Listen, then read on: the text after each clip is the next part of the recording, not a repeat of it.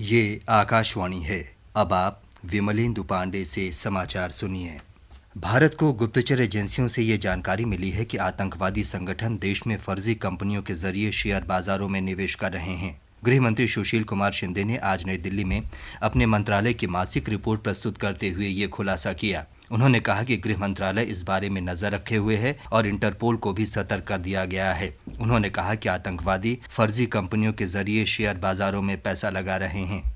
श्री शिंदे ने कहा कि भारत में नकली नोट भेजने के कई मामलों का भी पता चला है और इसकी जानकारी इंटरपोल को दे दी गई है। सरकार ने कहा है कि विदेश में एक बैंक में कुछ व्यक्तियों और कंपनियों के बैंक खाते के बारे में फ्रांस सरकार द्वारा दी गई जानकारी पर जांच चल रही है। वित्त मंत्रालय ने कहा है कि इन मामलों में उचित कार्रवाई की गई है तथा आकलन, कर वसूली और दंड देने सहित आगे की कार्रवाई आयकर प्रावधानों के अनुसार तथा प्रत्येक मामले में तथ्यों के आधार पर की जाएगी।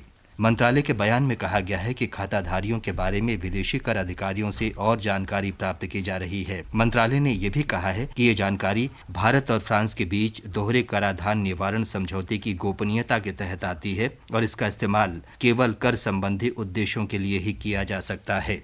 रक्षा मंत्री ए.के. एंटनी ने कहा है कि भारत ने इटली के साथ वीवीआईपी हेलीकॉप्टर सौदे में भ्रष्टाचार के आरोपों के सिलसिले में ब्रिटेन से इसका ब्यौरा मांगा है। उन्होंने कहा कि हेलीकॉप्टरों की खरीद की प्रक्रिया में अगर कोई अनियमितता पाई गई तो कड़ी कार्रवाई की जाएगी।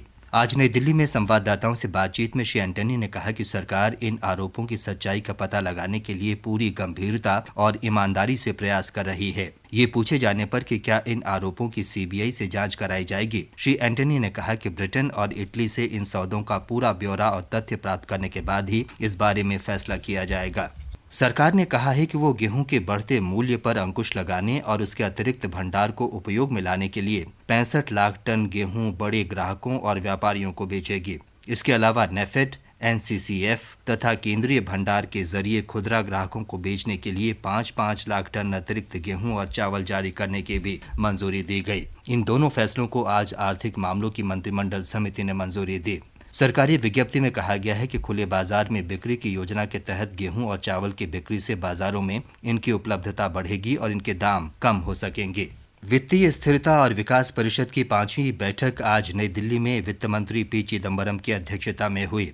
बैठक में विदेशी क्षेत्र की नाजुक स्थिति और कॉरपोरेट बॉन्ड बाजार के विकास के बारे में चर्चा हुई।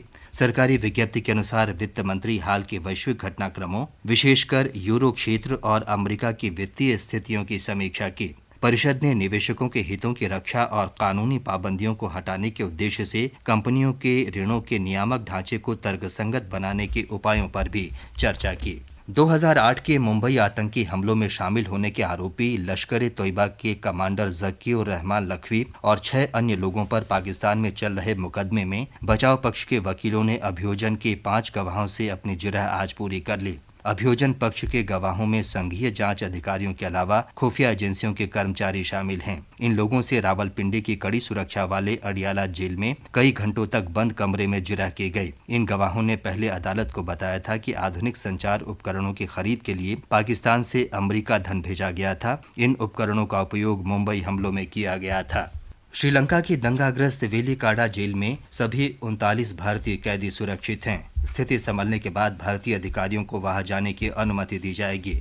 11 और शव मिलने के बाद कल रात जेल में हुए दंगे में मरने वालों की संख्या 27 हो गई है।